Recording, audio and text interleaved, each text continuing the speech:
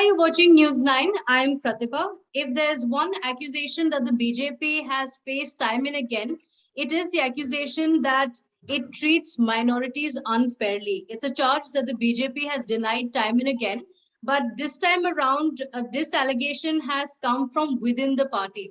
In Karnataka, the former chairman of the Karnataka State Minorities Commission, senior BJP leader Anwar Manipadi, has written a letter to the state chief minister Basavaraj Bommai accusing the BJP government of ill-treating the Muslim community. To find out more about what he wrote in the letter and what this charge is about, let's talk to Mr. Anwar Manipadi himself. Many thanks for joining us. Mr. Manipadi, if you can tell us, this is quite a damning letter that you've written to the chief minister. What prompted you to write a letter against your own government? No, it's about now year and 6 months, probably 18 months. Hence, I've been writing a lot of letters to the CM, to the concerned authorities of all the mishaps that have been taking place in the minority department, especially in the Waqf board and development areas, all those kind of things, and where the corruption has been taking place. In fact, Waqf board has become one of the biggest corruption center in the state. There's nothing bigger than that.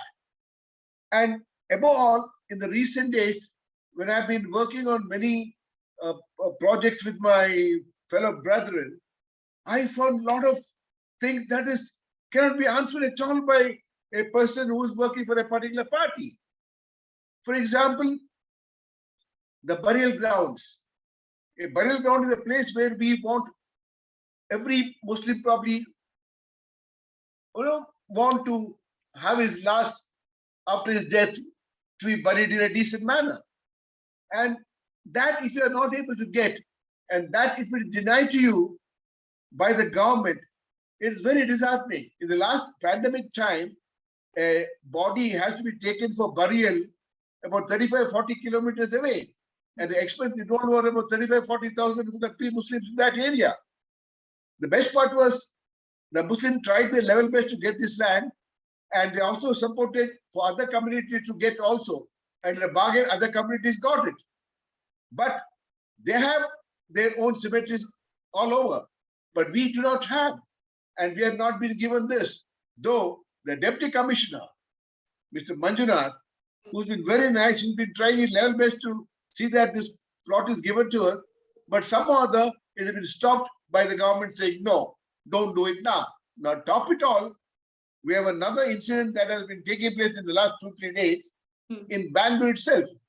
There's a place in Bangalore by name Sakar Nagar, where with all the permission taken from the government and the BBMP, the corporation, we built a mosque known as Luda Mosque. This mosque, we are not praying in it during the pandemic. But after pandemic was that the ban was lifted, all the other places, temples, mosques were allowed to offer their prayers. But suddenly, a week ago, certain people come and, started forcing us not to pray there, to close the mosque. They even entered while we are praying there. A lot of people with all the boots and shoes and everything, they climbed all over, threw us out of the mosque, which is been registered with the Waqf board too. And with the government permission, we have done this. And when we go to the police inspector, who's a police gundaraj like person, he says, no, I can't do it. You bring that order, this order, bring a fresh order. It's all there. When we say it's all there, why you want to give a fresh order? And he's refusing to talk to us and he's threatening us.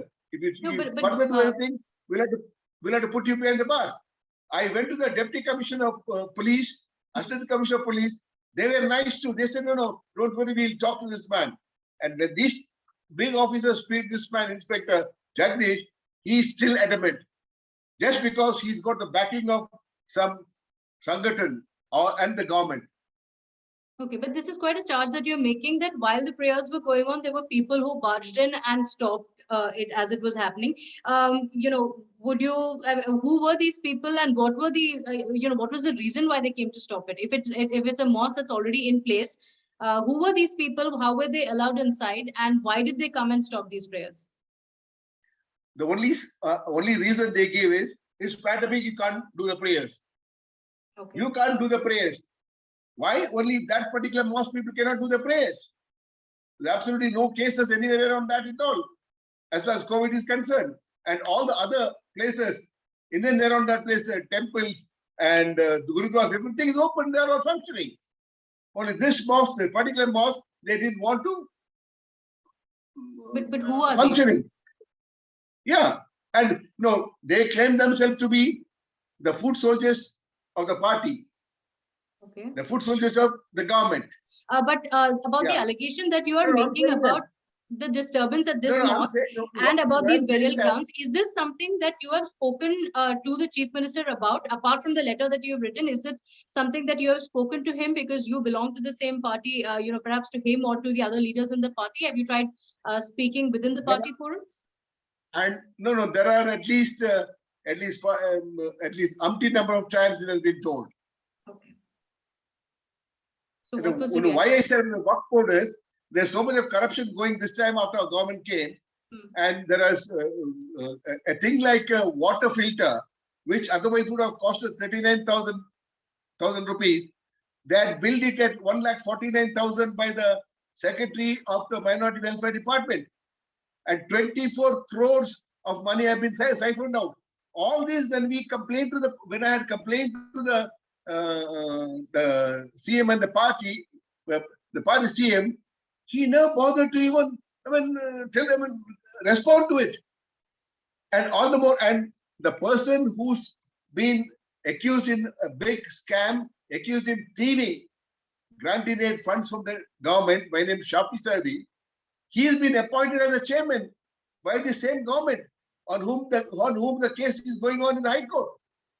What does that mean? That means the government doesn't want any of our properties intact, and they want us to be poorer, because we're the richest community probably in Karnataka, and with all the properties, we are supposed to come back to us in accordance with the Supreme Court judgment.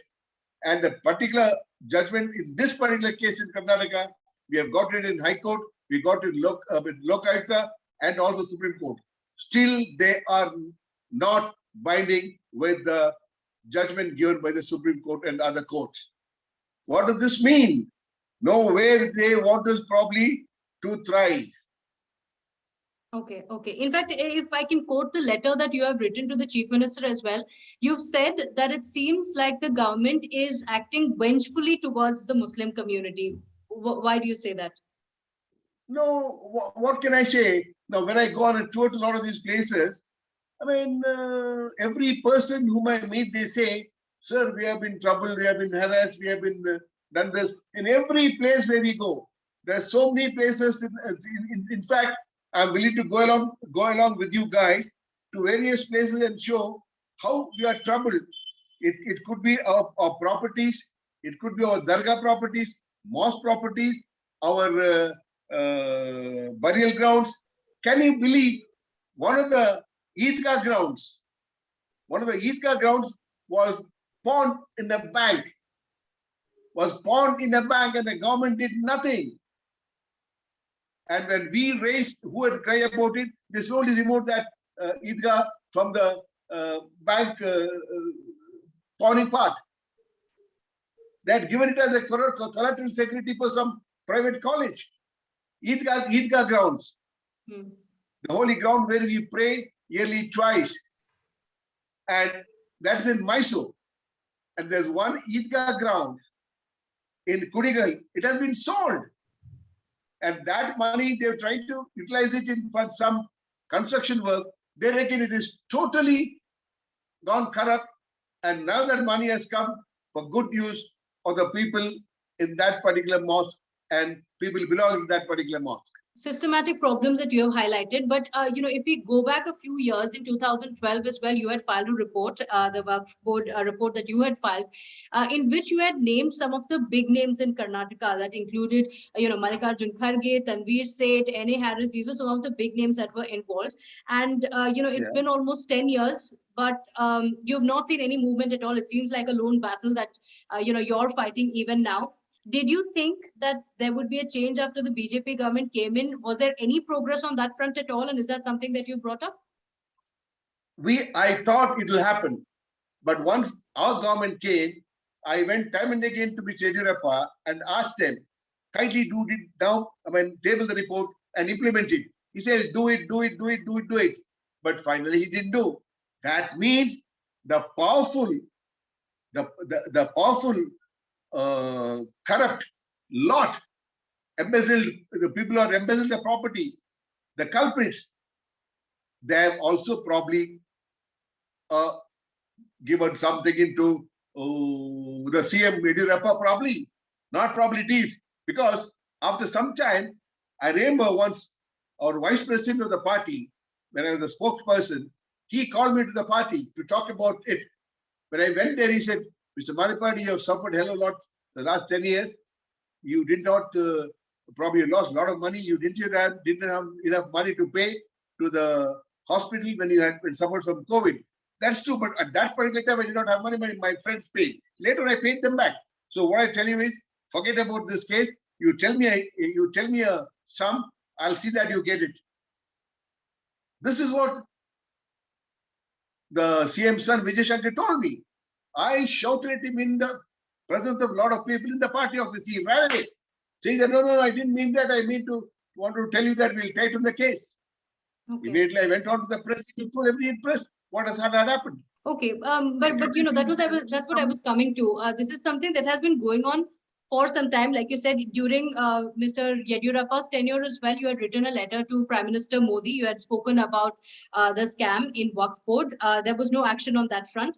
Now that Mr. Bommai has taken over as the Chief Minister, you've written a letter to him. There's not been a response yet from him as well. So do you think, the treatment of minorities is deteriorating under Mr. Bommai? Because we've seen similar complaints now coming in from the Christian community as well. That was something that was not there before. So do you think it's reducing? That is for you people to read about the situation that's happening in Karnataka. All that I can say is, it is just like the Congress government who had looted Waqf Board. It's happening now. It's continuing to happen now, because the kind of people they bring in to run the Waqf Board by this government shows that they are not bothered to bring sanity in Waqf Board. They further want the Waqf Board to go down, lose all its funds, lose all its property, and put the ignorant, innocent, gullible Muslims on the street. On a personal note, what would it be next, since you're not getting a response, whether it is after speaking to Chief Minister Bommai or after speaking to, writing to Prime Minister Modi, there's not been a response. On a personal note, is it going to be exit BJP? Those days, I did not have much support from my community. But today, there's a huge support from our community with regard to what our plans are. We are definitely do not want to go through any violence. No burning, no pelting stones, nothing of that sort. We only pray to our Lord Allah Ta'ala and ask for His intervention to help us out. His intervention, He might inspire us to pray more and more, probably in public. That's how it's going to be. There won't be hartal, there won't be anything, but we'll have our own way of demanding our things, which they cannot deny, and we'll have to get what is due to us, what's our right. Thank you so much, Mr. Manipadi, for joining us and for all the details that you have provided to us on the show. Thank you so much.